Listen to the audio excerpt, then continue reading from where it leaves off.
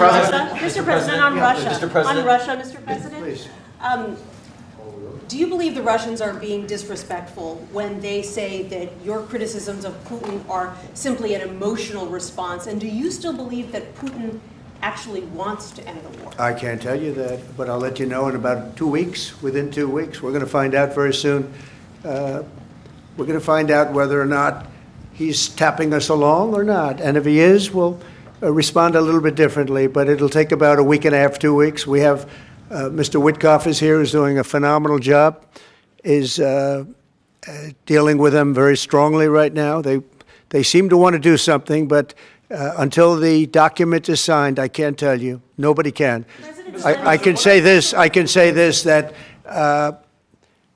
I'm very disappointed at what happened a couple of nights now, where people were killed in the middle of what you would call a negotiation. I'm very disappointed by that. Very, very disappointed. Yeah, please. Mr. President, you've called for an end to the Gaza war. Given the growing humanitarian crisis and the decision of Prime Minister Netanyahu to expand the military operation, do you have any frustration with his handling of the situation of the war? No, we're dealing with the whole situation in Gaza. We're getting food to the people of Gaza.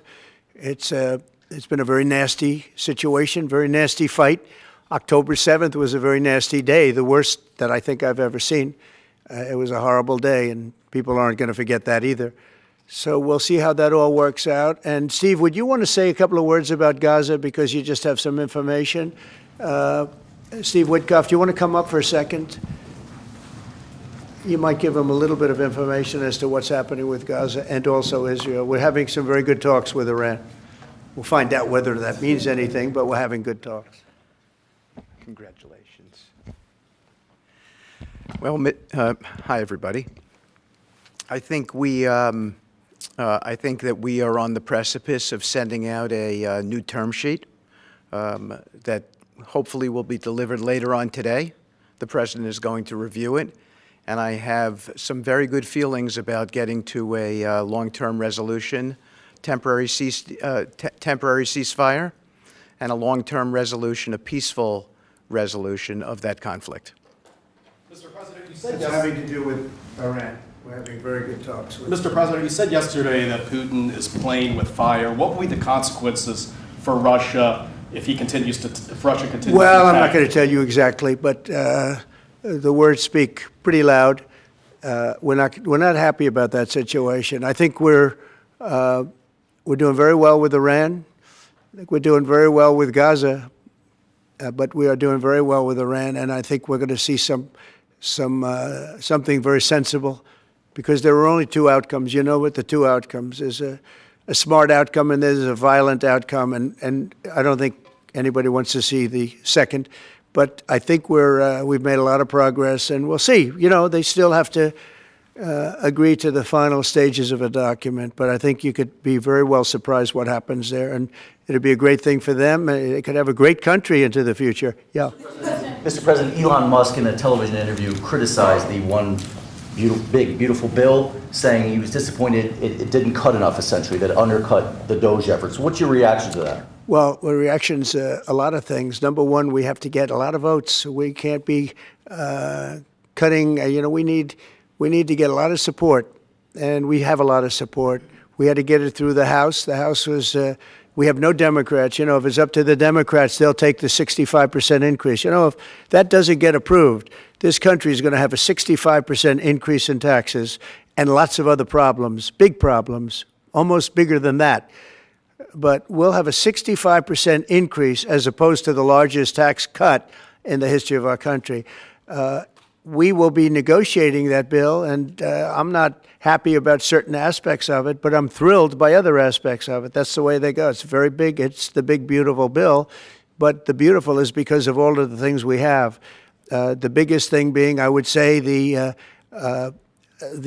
level of tax cutting that we're going to be doing. We're going to make people really be able to. We'll have the lowest tax rate we've ever had in the history of our country, and tremendous amounts of benefit are going to the middle-income people of our country, low and middle-income people of our country. So we're going to see what happens, because the Senate, as you know, is negotiating with us, and they have to then go back to the House, and, you know, it's got a way to go. But I have to say, Speaker Johnson and Thune have done an incredible job. John Thune has done a fantastic job, and they're working together with me and others. And I think we have an amazing, if we pull this off, remember, we have 0 Democrat votes because they're bad people. There's something wrong with them. You know, they'll let people pour into our country. Single biggest problem is we had 21 million people pour into our country, probably higher than that. And they're people that weren't supposed to be here. And many of those people are bad. Murderers, drug dealers, the mentally insane. They were closing mental institutions all over the world, not South America, all over the world. They're coming into our country, and we're getting them out. And we're having a hard time because some judges aren't making it very easy for us, and it's tough enough. They approved that. They allowed that to happen to our country. We don't have one Democrat vote. And if I were a Democrat, I'd be voting for this bill, and I'd get elected to any position I want as a Democrat. They're crazy. They're voting for a 65% tax increase. And they're only doing it for hatred. They're not doing it for any reason. They know it's terrible. Terrible politics, in my opinion. But so we have no Democrat votes. That means we have to get almost all Republican votes. And I think we're very close to doing that. I think it'll be very successful. Yeah, please. Mr. President, Wall Street analysts have coined a new term called the taco trade. They're saying Trump always chickens out on your tariff threats, and that's why markets are higher this week. What's your response to that? I kick out? Chicken out. Oh, isn't that nice? Chicken out. I've never heard that. You mean because I reduced China from 145% that I set down to 100 and then down to another number? And I said you have to open up your whole country. And because I gave the European Union a 50% tax tariff, and they called up and they said, please, let's meet right now. Please, let's meet right now. And I said, okay, I'll give you till Jeanine. I actually asked them, I said, what's the date? Because they weren't willing to meet. And after I did what I did, they said, we'll meet anytime you want. And we have an end date of July 9th. You call that chickening out? Because we have $14 trillion now invested, committed to investing when Biden didn't have practically anything. This country was dying. You know, we have the hottest country anywhere in the world. I went to Saudi Arabia. The king told me. He said, you got the hottest we have the hottest country in the world right now. 6 months ago, this country was stone cold dead.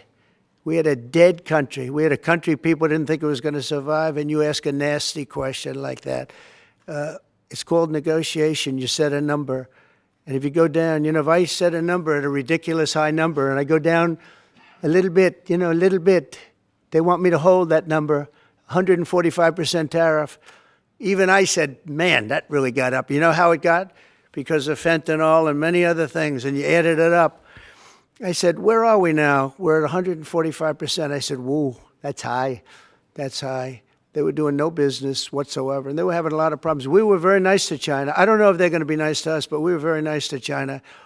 And in many ways, I think we really helped China tremendously because, you know, they were having great difficulty because we were basically going cold turkey with China. We were doing no business because of the tariff, because it was so high.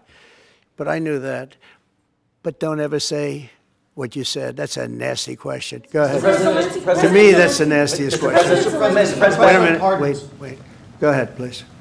President Zelensky says he's ready to sit down with you and Vladimir Putin in Geneva, and it sounds like General Kellogg is working on preparations for that. Are you planning to sit down with the two of them? Well, I will if it's necessary. You know, it takes. We have to. I think I'm at this point. I wish it would have been that way a couple of months ago, but at this point, we're working on President Putin, and we'll see where we are.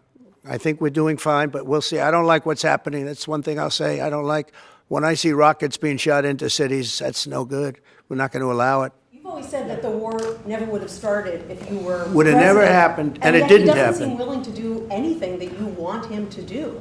Do you still believe that he wouldn't have launched the war? No. We would have never had a war.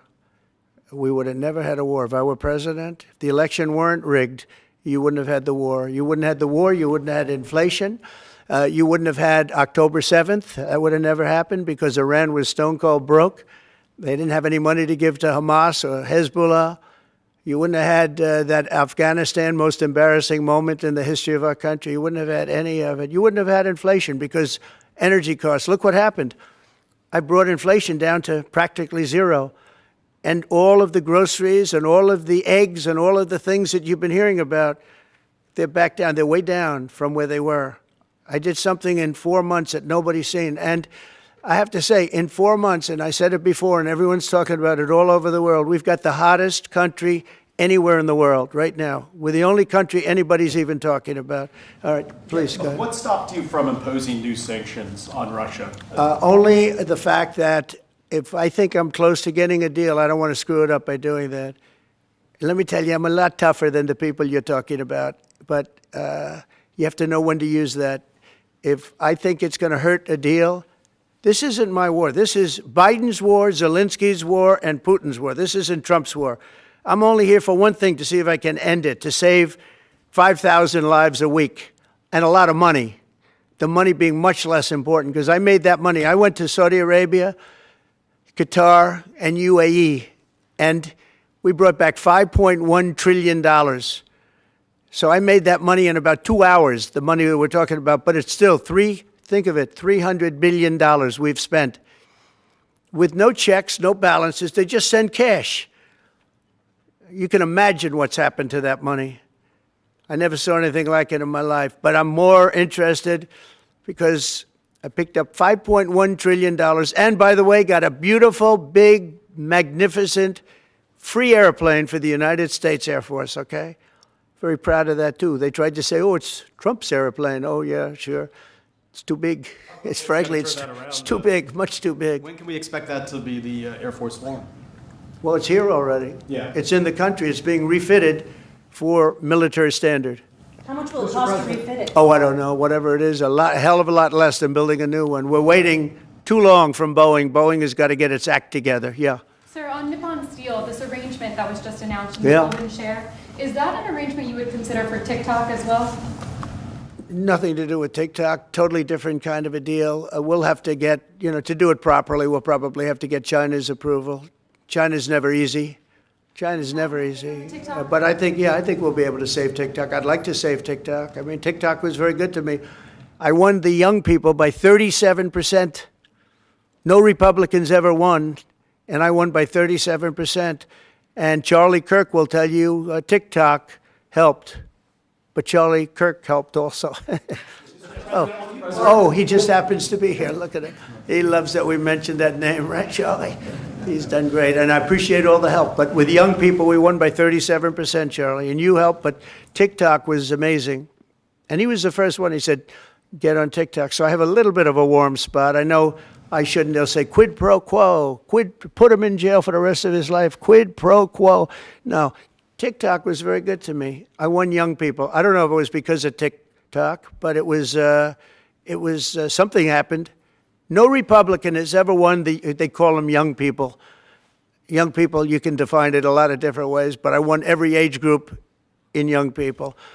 And it never happened, and won by 37%. That's a lot. Yeah. Back on Iran, did you warn Prime Minister Netanyahu against taking some sort of actions that could disrupt the talks there in a phone call last week? Well, I'd like to be honest. Yes, I did. Next question, please. Just last on sanctions. I did, yeah. If Senate Republicans want to push It's not a warning. I said I don't think it's appropriate. What exactly did you tell him? Did you I just said I don't think it's appropriate. We're having very good discussions with him, and I said I don't think it's appropriate right now.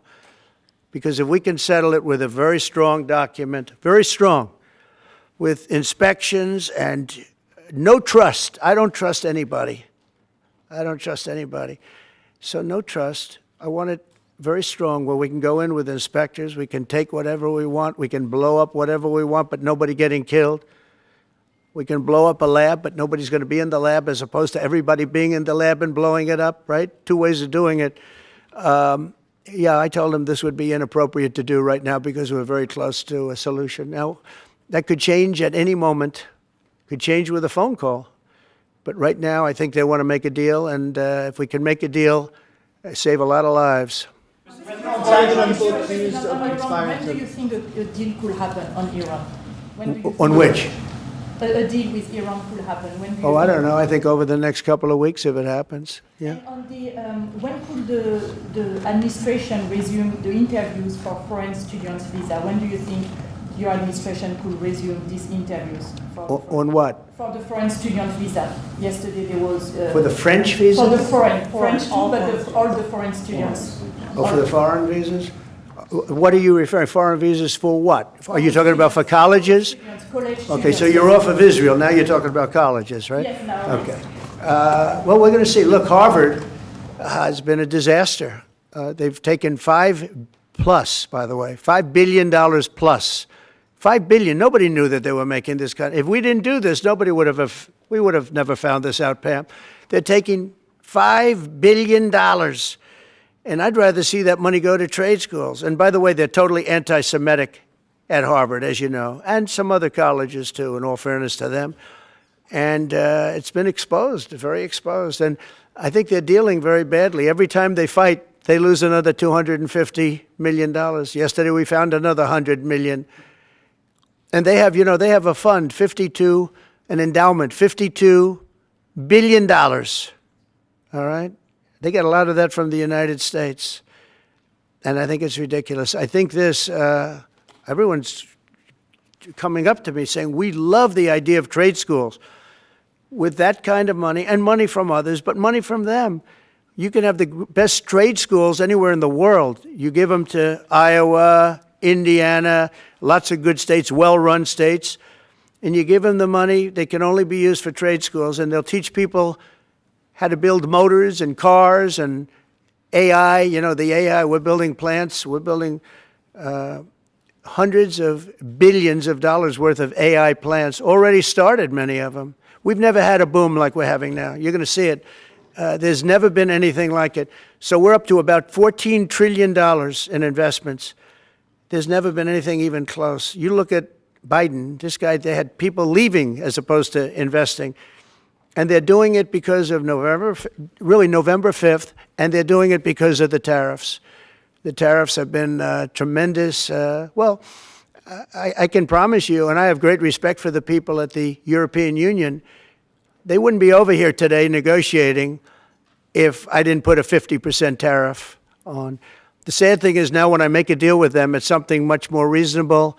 They'll say, oh, he was chicken. That's so unbelievable. I usually have the opposite problem. They say, you're too tough. Mr. President, on Harvard, there were some Jewish students protesting on campus yesterday. They said they don't want you making these huge cuts, cutting off student visas to Harvard in their name, because they feel Harvard like it has to makes them show more us. of a target. Okay, Harvard has to show us their lists. They have foreign students. About 31% of their students are foreign-based, almost 31%. We want to know where those students come. Are they troublemakers? What countries do they come? And we're not going to, if somebody is coming from a certain country and they're 100% fine, which I hope most of them are, but many of them won't be, you're going to see some very radical people. They're taking people from areas of the world that are very radicalized, and we don't want them making trouble in our country. So I saw yesterday that in the middle of the UK, there was a nice young man. He wants to go back to school at Harvard, and he looked good to me, but I want to check his past. But we want to be able to see why, these countries aren't helping us. They're not investing in Harvard and all of we are. So why would 31%, why would a number so big? I think, number one, I think they should have a cap of maybe around 15%, not 31%. We have people who want to go to Harvard and other schools. They can't get in because we have foreign students there. But I want to make sure that the foreign students are people that can love our country. We don't want to see shopping centers exploding. We don't want to see the kind of riots that you had. And I'll tell you what, many of those students didn't go anywhere. Many of those students were troublemakers caused by the radical left lunatics in this country. All right, one more question. President Harvard, Yeah, go ahead, please. Will you pardon the people who are accused of conspiring to kidnap Michigan Governor Gretchen Whitmer? I'm going to look at it. I will take a look at it. It's been brought to my attention. I did watch the trial. It looked to me like somewhat of a railroad job. I'll be honest with you. It looked to me like some people said some stupid things, you know. They were drinking, and I think they said stupid things. But I'll take a look at that, and a lot of people are asking me that question from both sides, actually. A lot of people think they got railroaded. A lot of people think they got railroaded, and probably some people don't. One more. Go ahead. Mr. Yeah. How, go ahead. how will the confrontation with Harvard end? We'll see. I don't know. I don't know. Harvard's got to behave themselves. Harvard is treating our country with great disrespect, and all they're doing is getting in deeper and deeper and deeper. They've got to behave themselves. You know, I'm looking out for the country and for Harvard. I want Harvard to do well. I want Harvard to be great again, probably, because how could it be great? How could it be great when you have Harvard announced 2 weeks ago that they're going to teach remedial mathematics, remedial, meaning they're going to teach low-grade mathematics, like 2 + 2 is 4. How did these people get into Harvard if they can't do basic mathematics? How did they do it? I mean, people with 1,600 in their boards don't get in, and they're letting people in, and they're bragging about how they're teaching them basic mathematics. Where did these people come from? So we have to look at the list, and Harvard has to understand the last thing I want to do is hurt them. They're hurting themselves. They're fighting. You know, Columbia has been really, they were very, very bad what they've done. They're very anti-Semitic and lots of other things. But they're working with us on finding a solution. And, you know, they're taking off that hot seat. But Harvard wants to fight. They want to show how smart they are. And they're getting their ass kicked. Thank you very much, everybody. Thank you, guys. Thank you, guys. Headed right back out this door. Thanks, guys. Thank you.